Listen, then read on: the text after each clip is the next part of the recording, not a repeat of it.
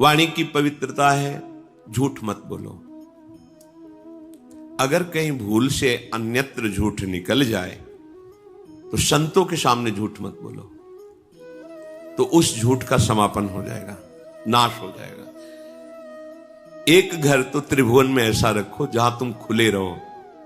एक घर, समस्त ब्रह्मांड में छल कपट का राज गुरुदेव के सामने तो जैसे वैसे रहो ना। तुमने ऐसा जी देखो, हमारा मन अमुक जगह आसक्त हो रहा है, हमारा मन गलत प्रेरणा कर रहा है, मैं इसको बचाने में असमर्थ हूं, आप कृपा करके बचा लीजिए, आप संभाल लीजिए। वो बोले ना बोले, अर्जी लग गई, वो संभाले। क्योंकि जिनको तुम मानव समझ रहे हो उनके हृदय मंदिर में भगवान बैठे हैं, तुमने उन्हीं से निवेदन किया है। अगर दैन्य भाव से निवेदन कर रहे हो तत्काल सुनी जाएगी। और इसमें एक गुप्त बात, अगर आप उस कार्य में उत्साहित हो करने को और केवल ये वचन से आप बोल रहे हो तो रक्षा नहीं होगी। ध्यान रखना कि भाई दोष से निवृत्ति के लिए हमने कह दिया तुम्हें बचाना हो बचा लेना, अब हम तो जा रहे हैं अमुक कार्य करने, वो नहीं होगा, फिर आपको भोगना पड़ेगा। हृदय से आर्त भाव से कि मैं हार गया।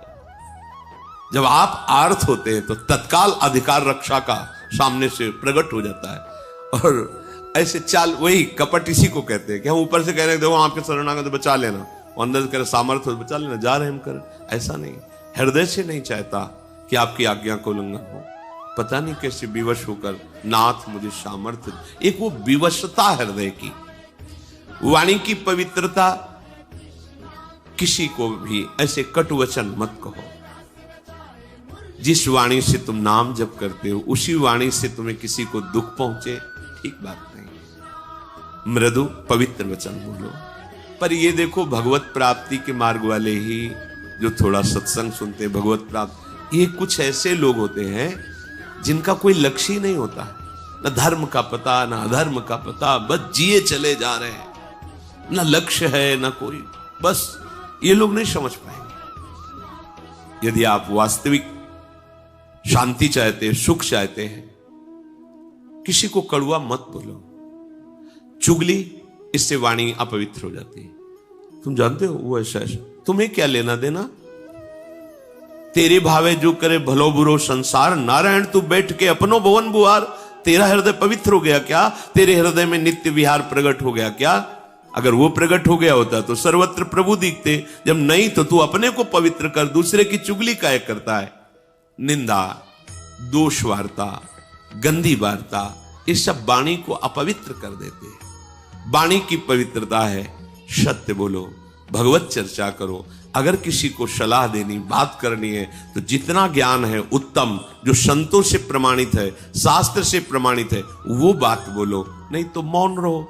आप संसारी पुरुष नहीं है, आप भगवत मार्ग के पथिक है, चाहे गृहस्थ हो या विरक्त हो।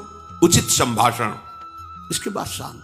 व्यापार आदि में बात करना, व्यापार आदि को लेकर, वो पूजा है, क्योंकि वो कर्म अर्थ प्राप्ति के लिए हो रहा। अर्थ प्राप्ति, परिवार सेवा, ठाकुर सेवा, संत सेवा, इनके लिए तो मूलतः वो धर्म ही होगा। आप व्यापार में जो वार्ता करते हैं, आप ऑफिस में जो वार्ता करते हैं, बिल्कुल भगवत रहित दिखाई दे रही, लेकिन उसका मूल लक्ष्य है आपका कि अर्थ मिले, और अर्थ से परिवार का पोषण, साधु महात्माओं की सेवा और ठाकुर की, वो मूल धर्म ही हो गया।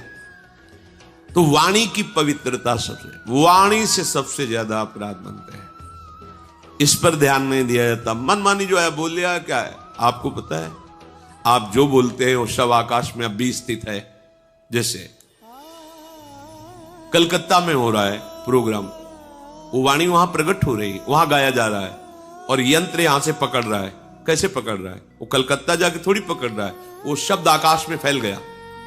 अब उसके पकड़ने की सामर्थ्य तो यहीं से पकड़ लेगा वो।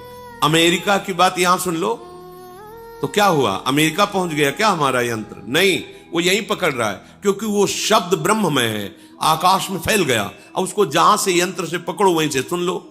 तो ये नहीं कि तुमने बोला वो खत्म हो गया, वो सुरक्षित है। अगर वो सत्य बोला है तो उसका फल मिलेगा, असत्य प्रमाण की जरूरत नहीं, वो खुद प्रमाणित है। वाणी को बहुत संभाले। मौन बहुत बढ़िया रहता है, मौन का आश्रय लीजिए। जड़वत मौन नहीं हम कहते कि एकदम वाला नहीं, आवश्यक है जी। बोल दिया, हाँ सत्य बोल दिया। प्रपंच के हमारा लक्ष्य नहीं, प्रपंच तो हम क्यों, ग्राम्य वार्ता, लोक वार्ता, ये सब अपना विषय नहीं है।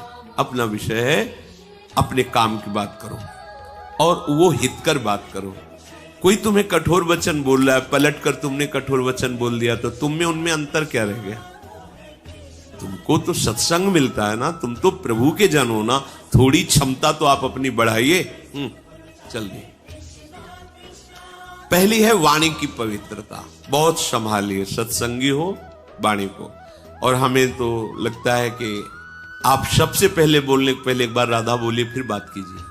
आपकी वाणी खुले तो सब राधा, श्री राधा, हाँ ऐसा ऐसा ऐसा ऐसा ऐसा, अच्छा राधा राधा, राधे राधे, चल। मतलब भगवान नाम के बीच में वार्ता हुई तो मंगलमयी हो गई। प्रारंभ का शब्द और अंतिम शब्द राधा होना चाहिए आपका, क्योंकि आप स्वामी जी के परिकर हैं, याद रखिए।